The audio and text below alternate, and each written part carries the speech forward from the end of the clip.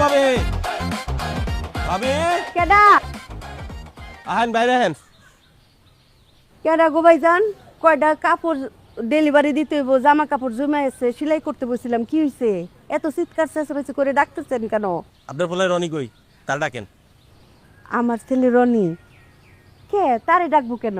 আপনার পোলায় আমার মায়ের আমার ঘর থেকে বাইর করে এই জোয়ারের পোলার লগে ভাগে দিছে। শুধু এইটুকু না, আরো আছে। আপনার পোলা আমার দোকান থেকে 40-50 হাজার টাকা বাকি খাইছে। বললা গো। আচ্ছা ভাই তোমরা খারাও, আমি আমি একটু দেখতেছি, খারাও। দেখছো ঠেলার নাম বাবাজি। শোনো, তুমি কিন্তু তোমার টাকা পাই টু পাই গলায় পাড়া দিয়ে বুঝে নিবা, ঠিক আছে? উৎসাহনীয় কিন্তু।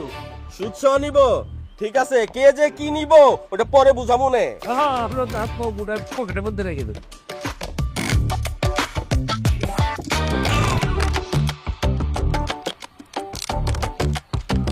কি হইছে? তোমার মাইয়া রে কি করছে?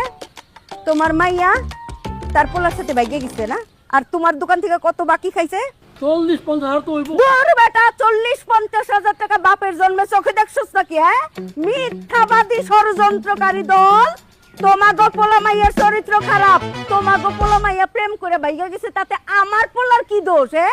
আমার পোলার নামে মিথ্যা অপবাদ দিতে আইছো না? সারা রাত আমার পোলা লেহাপড়া কইরা এখন মরার মতো ঘুমাইতাছে। আমার পোলার চরিত্র ফুলের মতো পবিত্র। একটা কোপ দিয়ে সবটির কল্লা নামায় ফেলামু কই দিলাম। আর একটা বার যদি আমার পোলার নামে কোনো মিথ্যা কথা কস। দেখছো চোরের মার বড় গলা, চুরি চুরি সিনা চুরি। এই যে হের পোলার নামে নালিশ নিয়ে আইলাম, এরপরে কিন্তু আর বিচার নিয়ে আসুন না। এরপরে যা হইব থানা পুলিশ হইব, থানায় যেতাস। আবার থানার ভয় দেখায়, একটা কোপ দিয়ে কল্লা ফালাই দিমু। যা থানায় যা, 20 বিচার। হ্যাঁ, বুঝি না এগুলি।